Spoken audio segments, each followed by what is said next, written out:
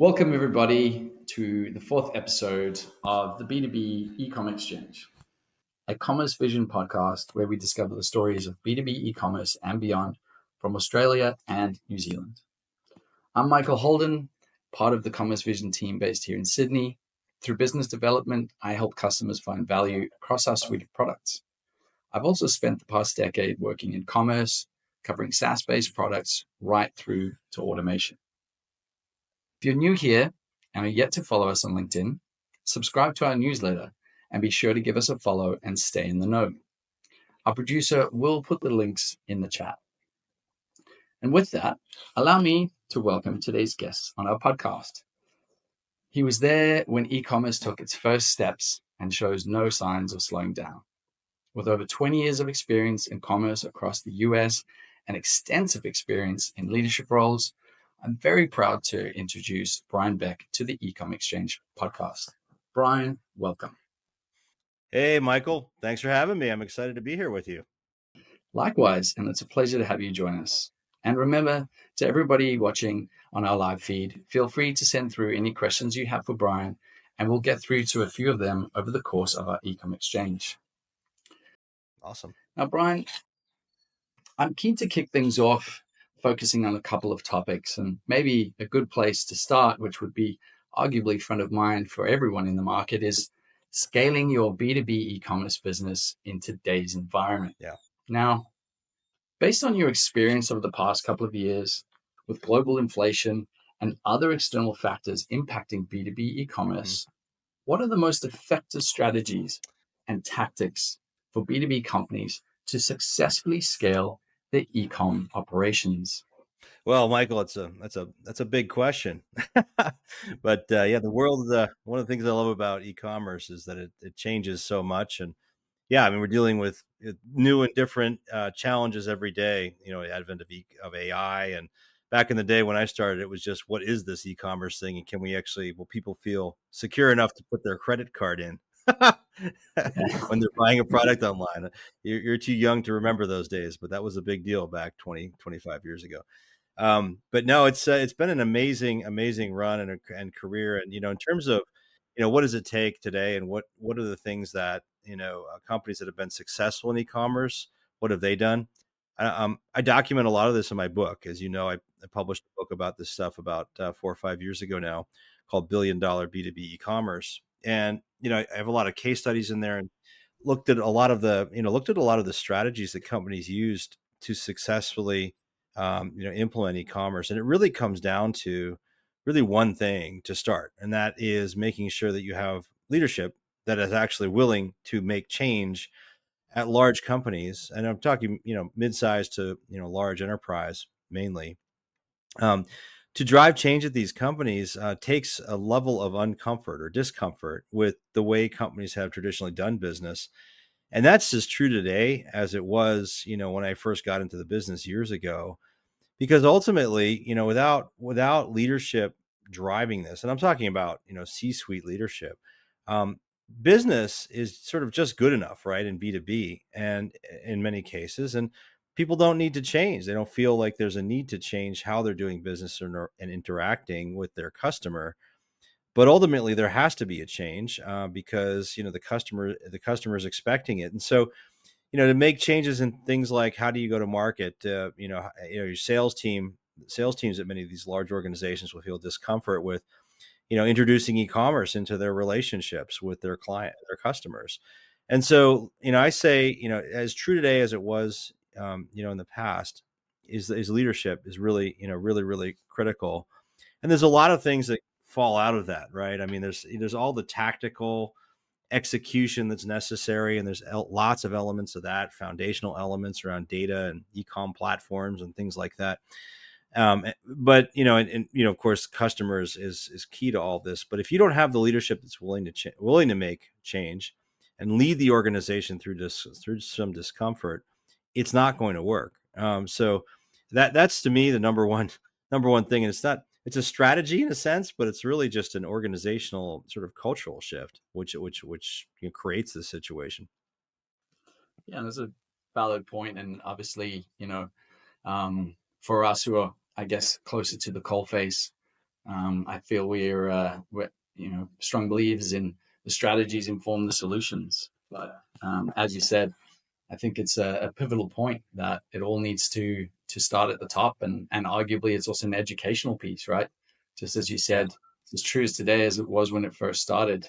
I think knowledge is power, and in today's environment, knowledge is accessible and free and out there for everybody. And equally, I think it's understanding your business just as much as understanding customers and understanding what it is you're actually looking to achieve. You know, you Again, it rings true to leadership, and Yep. having a clear goal and a clear understanding of what those customers are, who they are, how they trade, and equally, what works best in not only that environment, but equally what you're offering as well. I think in today's market, B2B e-commerce, as you said, it's more than just putting something in a cart and pressing purchase, right? There's Yeah. complex infrastructure and aspects to specifically the B2B space.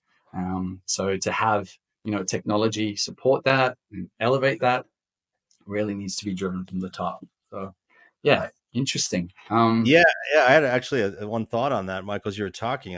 What's fascinating to me about B2B is that for years and years in these traditional industries, call them, industrial products or medical product, whatever safety and chemicals and metals and all these wonderful old school industries, for the longest time, the power kind of resided, and this happened in consumer for years too. The power resided not so much with the buyer or the consumer in the case of retail, or in B2B, the buyer. The power was really in the hands of the seller in many ways, because information was not perfect. You said something a minute ago, which I think is right on point with this, which is today I call this in my book the age of transparency in B2B, which means that information is now available. Think about what if I don't know how you buy a car in Australia or New Zealand, but it's probably similar to what we do here in the US, which in the past all the power was with the auto dealer, right? They would be able to, they had all the information. You didn't know what to pay for a car.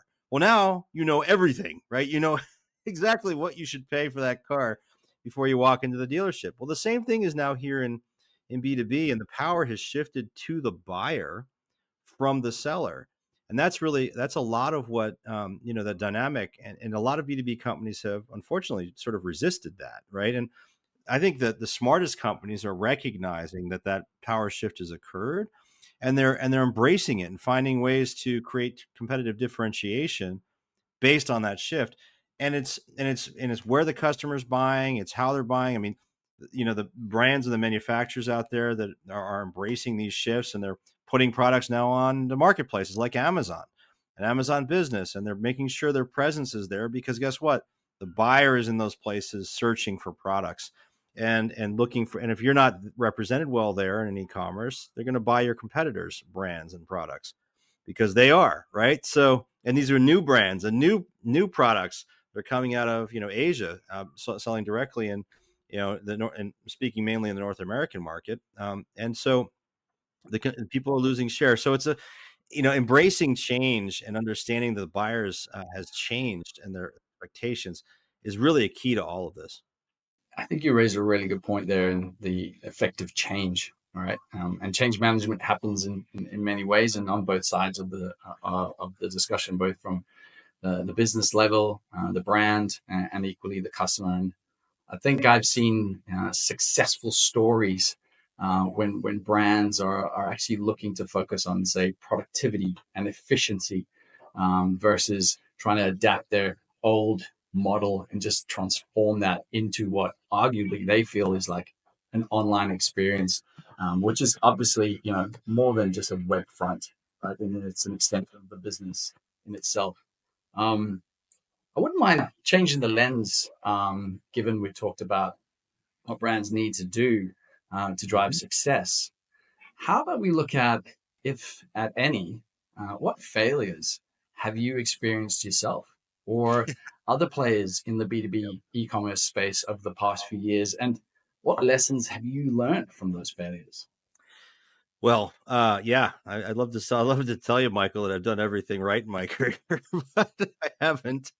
So there's lots of mistakes, and if you know, yeah, sometimes you have to learn the hard way in life, right? And so that's been my part of my journey as a professional, is learning from mistakes I've made. I think there's a lot of different mistakes I've made through the years. The first one really ties back to the first thing I said, which is not really understanding or getting the buy-in from the top, and understanding what, as a new VP of eComm or going into a new role, what exactly situation you're getting yourself into, not asking the hard questions. I've been in roles where, I've taken too much. I've been too optimistic, and I'm taken too much for granted. Hey, this company has a lot of opportunity in e-commerce to transform. And the management, the C-level seems reasonable. And you have to really, understand as an executive. So I'm talking more, this is more career advice, I guess, than anything else, right? You really got to ask the hard questions and make sure you have the buy-in at the top. Because if you don't, if you they can speak a good game. Lots of executives talk a good game about e-commerce and digital and all these things, but what investments have they really made? What are they prepared to do in the company? Are they prepared to make change in the organization? Are they prepared to let people go in some cases because they have to? I mean, if you run into situations where, if you're not getting the alignment from another executive, and you can't make the change you need to make as an e-com executive, whether that's on the technology side, on the sales side, on the marketing side, on the inventory allocation side. I mean, I've run into so many different challenges through my career in these different areas. So you really have to, number one, I think, have a great understanding of that. So I have made mistakes around taking roles I probably shouldn't have taken because I haven't asked those questions earlier in my career. I think also things like just really making sure that you're not just I've shortcut processes in my career too. For example, selecting an e-commerce platform, right? I've made the mistake of listening too much to the optimistic side, or the kind of the sales pitch, I guess, and not going through a careful enough process. I had one point in my career where I re-platformed twice in a year. That was a disaster. Yeah. So, and it eventually cost me my job. I was only at that company for about a year and a half, 2 years. And it wasn't, it was, there was a lot of pressure and things to get, to make moves and things like that. So, some degree it was that, but also I just, I didn't set the right expectation with the senior level there in terms of what was required to get through the process. So, if you're, if I were to revisit that, I would be doing a much more thorough process, investing more time up front to make sure that, we captured the requirements correctly, understood what the organization was actually capable of. This is, 20 years ago in my career, but it was, it was a hard learning experience. And so next time I went through it, I made sure to do it right. So that, a couple mistakes there, and there's loads and loads of others. So any particular place you want to go, I'm happy. Well, maybe a nice little way for us to change the lens, specifically based on obviously some of the feedback that you experienced from either the viewpoint or the strategy at the C-suite was, what was the story about customer experience and customer behavior. I think it's an important thing that we don't maybe talk often enough and more about, especially in an environment marked by evolving customer behaviors and the constant technology change. How Mm-hmm. can businesses stay adaptable, leverage data, and look at emerging trends to not only meet short-term goals, but build long-term foundation and arguably deliver long-term success? Well, one thing I see too many companies fall victim to is not really having a true customer lens on things. And I think understanding, putting a real customer lens on your decision making really does help you with prioritization. And it's harder to do than, it's easy to say, it's harder to do. Right. But I often find that the companies will get caught up in their own internal silos. They'll become slaves to, process or slaves to, the way they've always done things, which, I know better than the customer. Some of the most successful examples I've seen of companies that have rolled out, digital capabilities are ones that started, obviously with the leadership buy-in piece being the prerequisite to all of this, but started out from the very beginning with integrating customers into their entire process. And customer steering committees involving customer feedback on what they were rolling out, ongoing ways to pull in customer feedback once, as the site rolled out. I mean, one great example in my book is a company called Illumina, which is a $3 billion medical products manufacturer. They make genomic sequencing equipment, one of the most complex products you've ever probably heard of. If you ever get, DNA sequence, you ever hear of 23andMe? I'm not sure what you have down in Australia, but there are services that will, actually sequence your DNA and tell you, you're part whatever, and you're destined to live forever, or whatever. It's just the characteristics of your makeup. Well, these guys make the equipment that goes into their, these services used to deliver that kind of information. And so, when you think about a company that's sort of unlikely to be in the e-commerce field, to be doing, I mean, who buys $1 million genomic sequencing equipment on e-commerce? Well, it turns out quite a few people do. And what's interesting about it, though, is, that how they went to market. They rolled out not only at the very beginning when they started the e-commerce journey, when they started bringing digital capabilities into the business, it was centered on the customer. It was the customer need. What kind of flow do they need? What kind of capabilities? How do they want to interact? They did a lot of customer research up front, and then when they rolled the program out, they rolled it out to a limited group of customers, and they integrated all kinds of feedback mechanisms into this whole process. It was part of their scoping, part of their business requirements. And then they also use data and testing and analytics to ensure that as they were delivering these capabilities, they were being used, the customers were satisfied with them. If they saw gaps or drop off, they would make changes. That company's doing almost half of its revenue through digital channels now. A lot, and believe it or not, over $1 billion going through digital channels, and that includes e-commerce. And so it integrated the sales team as well, which is another important part. So they're commissioning the sales team on sales that are made via e-commerce, and the sales team doesn't lose anything if the actual transaction happens online. They interact all the way through. So when you talk about how do you win, how do you that I think they provide a great North Star for people to look to say, hey, these are some of the tactics that can be used. I have it all documented in my book. But I've seen other companies like that, that follow that same similar type of process, achieve significant success. And, we can talk about what success means or what it looks like. And part of it is, a lot of sales running through e-commerce and digital channels, as I just mentioned. But that actually really isn't the whole story. It's more about things like, customer share of wallet. Are you winning more of the customer's business so that you can potentially win? And companies like Illumina they have documented, return on investment around that sort of thing. So it's really exciting to see in B2B because these companies really can transform and drive a lot of enterprise value if they embrace this stuff. I think it's a really interesting point you raised there. There's not a magic lever that you can pull to drive more profitability by just switching on, an increased order value. There's so much that go into the nuances of, what you said. And I really enjoyed that, is understanding the customer and including the customer in that change. Arguably, they're a very large organization, but I'm sure there's brands out there, even some listening today, that can really learn from that.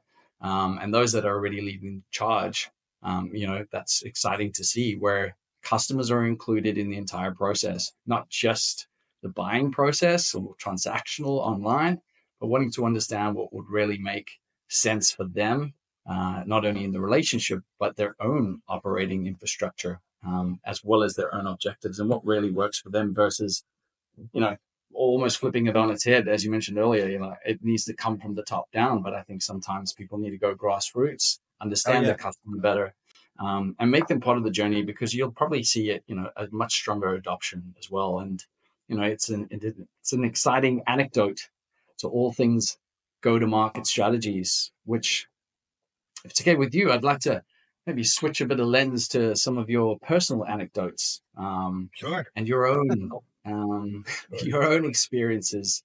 What has been a go-to-market strategy you've developed where you were surprised by the result? Where the failures, where did they come from? And what would you do differently with the advantage of hindsight, which arguably is something we all wish we had? Well, it's a big question, Michael. What I do differently. Well, I will say that I mentioned a few things earlier related to, really taking more time on certain things. And again, I was more in, some members of your audience here might be, more in like sort of smaller or mid-sized companies or family-owned businesses. With those kinds of businesses, there's a lot of pressure to act. And, I think one of the things that I might do differently is to better set expectations and take and really sell in the need to take time to do certain things, because sometimes you can make a knee-jerk reaction. Now, I don't necessarily regret any of those decisions in the sense that, would I have changed the decision maybe a bit, but I was still, you have to take some risks too when you're in these kind of roles, and you have to bet on some things that maybe sometimes they were, and I've been fortunate, sometimes they've worked out really well and sometimes they haven't.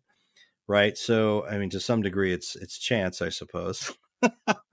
So, what would I do differently? I think that's part of it. I think making sure that you have the right people around you. I've been fortunate through my career to hire people that have been highly impactful in their roles, experts in their roles. I always caution folks when they're hiring to make sure that you really understand who you're bringing in. That's another place to be very thorough, because people can make or break you, right? And so surrounding yourself with really good people.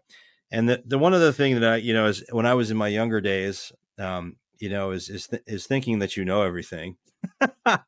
Or admitting when you don't know things. And it's hard, particularly to have the confidence to say you don't know something in a business environment is actually hard. It leads to feeling like, hey, I'm supposed to have all the answers.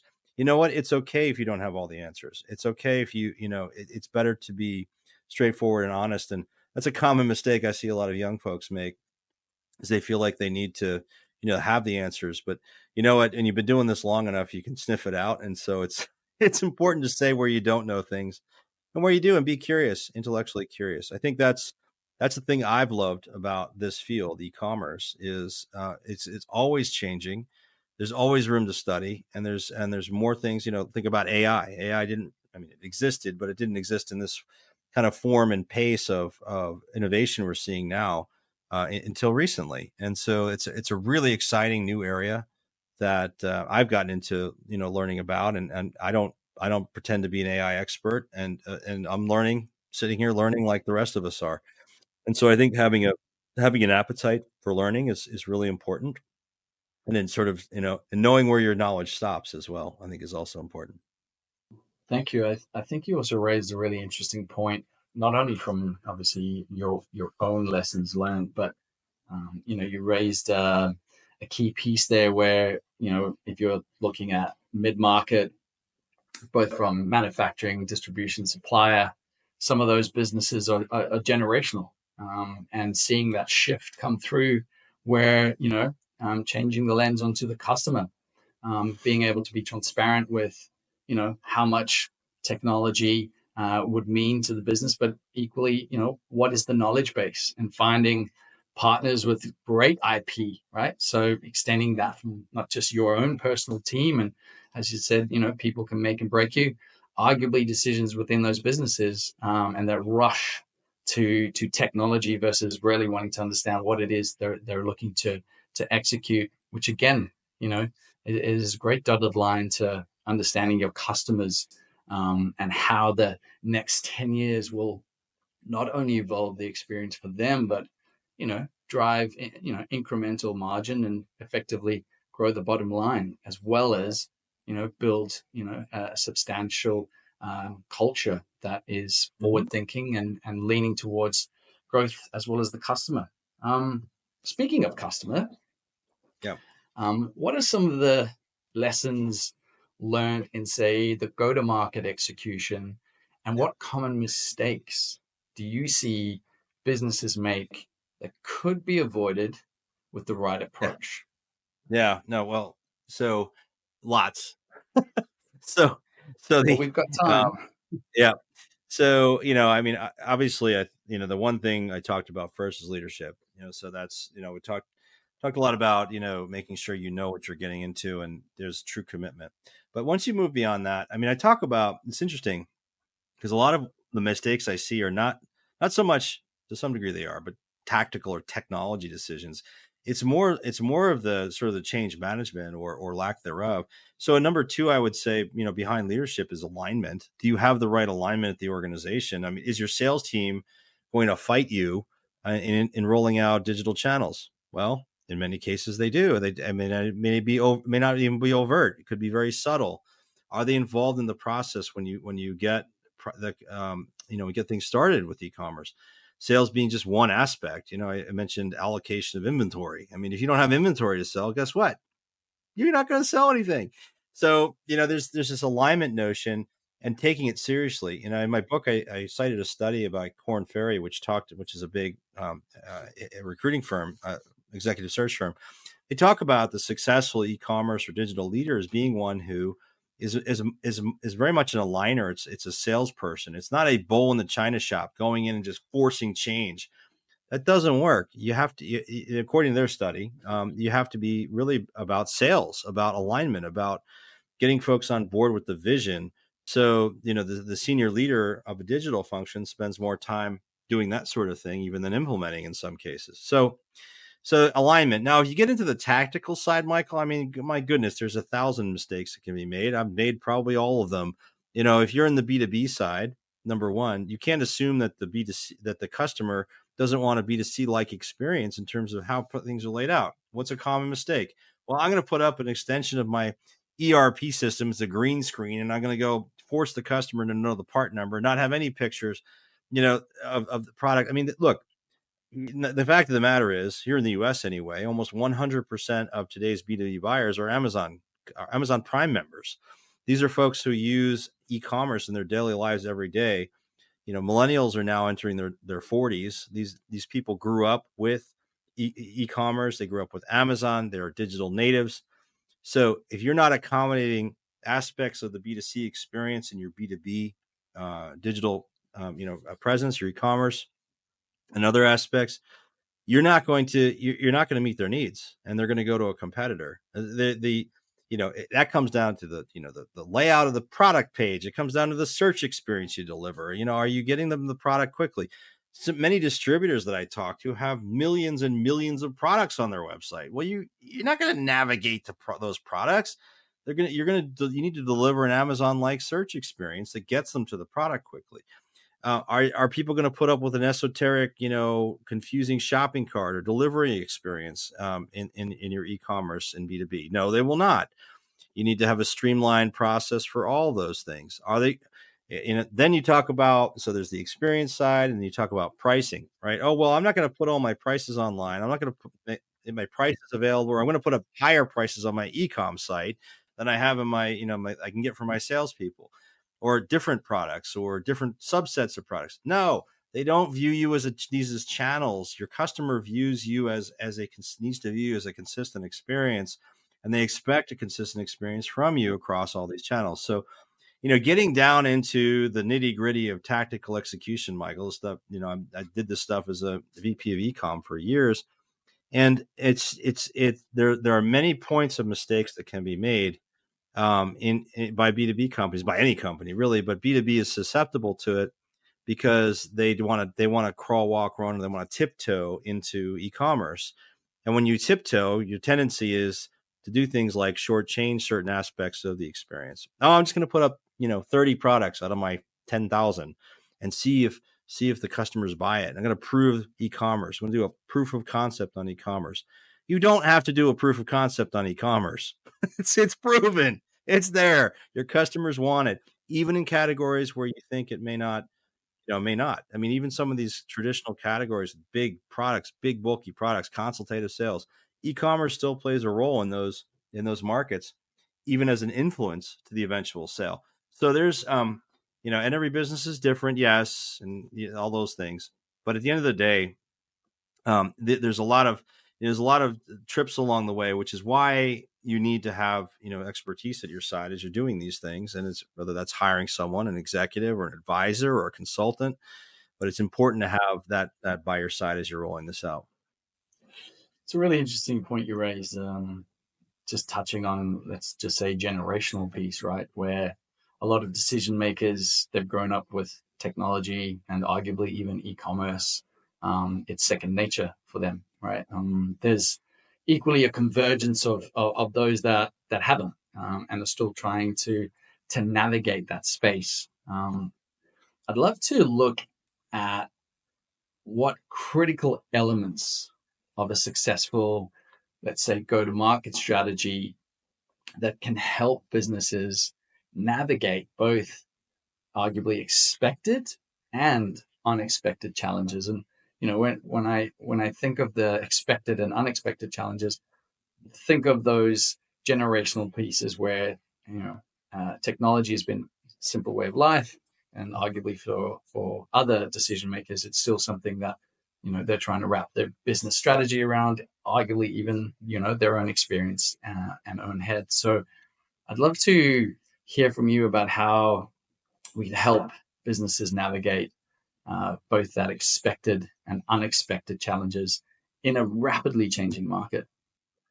Yeah. So, I mean, the good news is that there's a set of best practices that we learned years ago in B2C that can help prepare B2B companies for everything that's ahead, right? When they engage in digital transformation, right?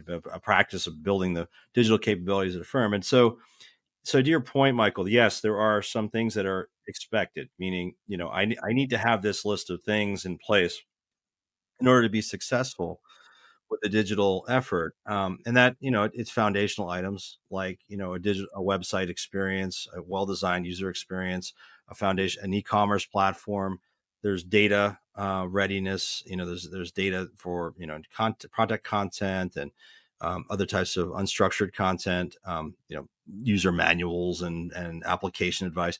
So you have those things, right? And then you also have a well-defined organizational structure to some degree. You have roles, should I say, roles that are necessary for success. So when you think about the resource side of it, what kind of roles do you need, right? And so there are frameworks for all these things, right? And what I'm saying is that there's a if you think about the expected side, there's a series of things, and we're fortunate in B2B now to have all these, also from now B2B implementations that have been successful.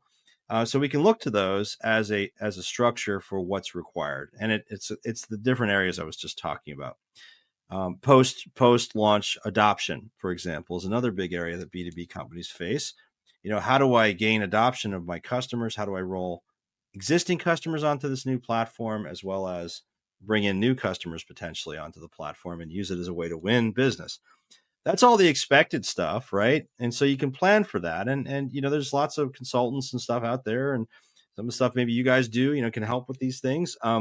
I think the unexpected side, though, is the part that always gets you because, as you said, it's not expected, right? So, and this has happened to me many times in my career where we get into doing something, a project, an e-commerce platform rollout, for example, and oh my gosh, where did this come from? We didn't expect this to happen. We got this system challenge or what have you.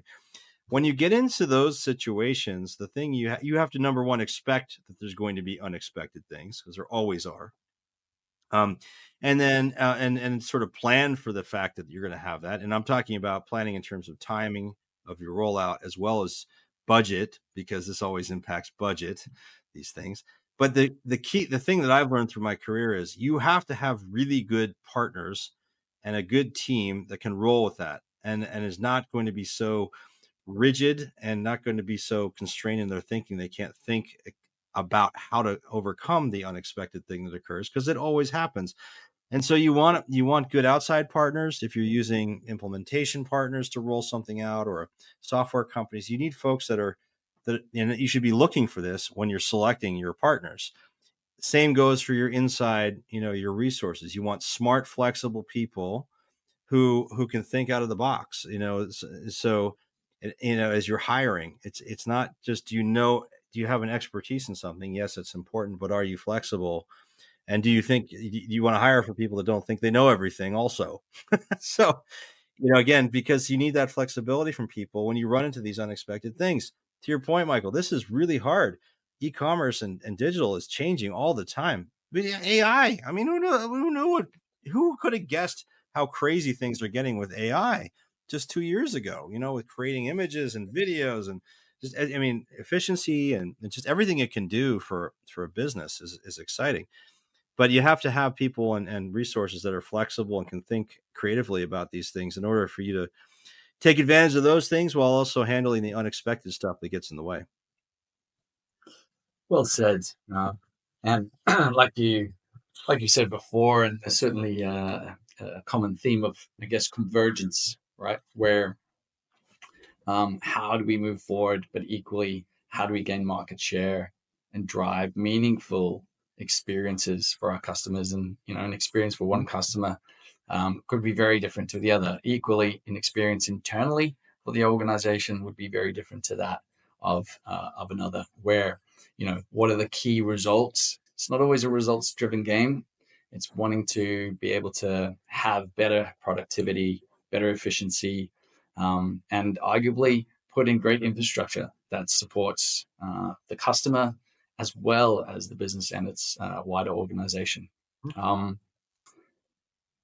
quite a fun part of this ongoing series is we like to have our guest prompt a question that will be answered by the following month's guest, in this case yourself.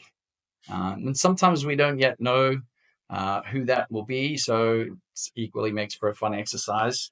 Yep. So I wanted to kind of wrap things up with a question from our previous guest last month, which was Tim Warren. And his question to you is, what motivated you to drive towards success? Now, I appreciate that's quite broad, but maybe it's an equally fun opportunity for you to have a blank canvas. I would love to understand motivation around your successful drive.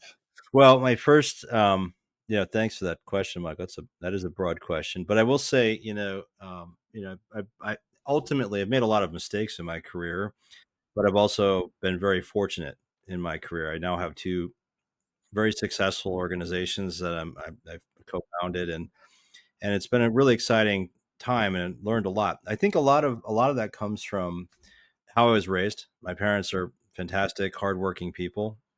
Since now they're retired now, but they were very hardworking people, and they gave me a real sort of a commitment to, or really almost a built-in urgency and sort of drive to succeed, and really a work ethic. I mean, ultimately, when I was 8, 9 years old, I was getting up delivering newspapers in my, I was a paper boy. This is how old I am.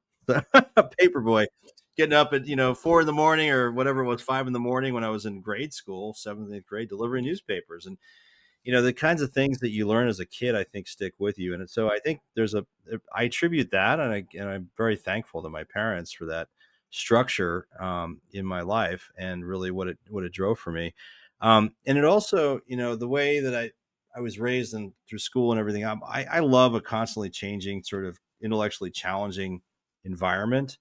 And that's the other thing that's driven me, in this field I'm in, which is, the ability to constantly learn from others and what they're doing, and what's succeeding. I spend a lot of my time talking to, interviewing, and really developing, just developing points of view on these new issues that come out, because I spend a lot of time talking to executives who are dealing with these things. Right, they're struggling with, how do I introduce AI into my business, as an example, right? Or how do I think about Amazon in my business? Which, is it competitive? Is it complementary? Is it going to help me grow? In many cases, it does. But they're thinking about how do I deal with these newer e-commerce channels, newer technologies? So the other part of what's driven me in terms of success is just that kind of intellectual curiosity about learning and making change. And I think you have to be open to learning new things, and to be open to hearing other people's points of view on things as well. It's been exciting. You raise a good point. It's something I certainly am very feel blessed. Arguably, we're in an industry that, if you had to stack them up against the last 20 years, the top sectors, ours has seen the most incremental change, and Yeah. with change comes challenge. No one day is the same, and just when brands think they've solved a solution and everything's in place, the needs Yeah. of the customer change, or Right. even the infrastructure and the technology environment changes. So as I said, it's an exciting space to be in, even for our listeners today. Not one day is the same, and wanting to understand how to navigate that best is an exciting space to be in. Brian, thank you. With that, we have reached the end of today's episode. Again, a very big thank you for joining us for yet another great episode. We'll be sure to to add your LinkedIn on the episode. But before we go, let everyone know what you're going on and how best to connect with you. I'd equally love to understand, what question would you want to pose to our next guest? Sure. I'll give you a question. Sure. So, well, let me just give folks a quick, so there's just in terms of how to reach me or whatever. So I have an Amazon centered consultancy called Enciba, which works with B2B companies, mostly large manufacturers. And you can reach me there at Brian at Enciba, ENCEIBACEIBA.com. That's BRIAN at Enciba.com. You can, if you're a practitioner, if you're listening to this and you're, a manufacturer, distributor, or brand, and you're interested in networking with your peers and learning, I also have a thought leadership series I founded with a fellow named Andy Hoare. That's called Master B2B. If you go to masterb2b.com, you can find out more information. You can also email me at Brian at masterb2b.com. We'd love to have you involved. For practitioners, most of our offerings are free. You can join us at events all over the United States. I know you guys are mostly in different part of the world, but if you happen to find yourself here, you can also join our forum, which is also free, and it's practitioners only. So, question, Michael, question for the next guest. I'm curious who your next guest is. So we've been talking a lot about kind of life experience on this, which has been kind of fun. I usually a little different than many of the podcasts I've done. I would ask the next guest, what is the single biggest mistake you've made in your career? Because that's a tough question and it's a hard one. And it takes some introspection, I think. And what did you learn from it? Right. Because I think personally, I've learned a lot more from the mistakes I've made, even than the successes. Because in the successes, you're like, great job. But then the failures are like, yeah, it takes some real reflection to really learn from those. So that's what I'd ask your next guest. Sorry, next guest. No, I no need to apologize. I think that's a great question. I think if there's one anecdote of what we deem as all successful people, they all seem to let us know it's about the lessons they've learned, not necessarily about that successful ego that they drive, and understanding where you went wrong, and to avoid that happening, but equally allow the opportunity to share your experience and your knowledge. Awesome. Thank you again. We'll definitely be circling back with you next season and see what the state of B2B is then. For those questions we just couldn't quite get to in time, please stay tuned on our LinkedIn feed. You might see some bonus content coming your way. On that note, thank you again, Brian. Take care. It has been an absolute pleasure. So thank you for your time. Thank you, Michael. I enjoyed it. Enjoyed the conversation.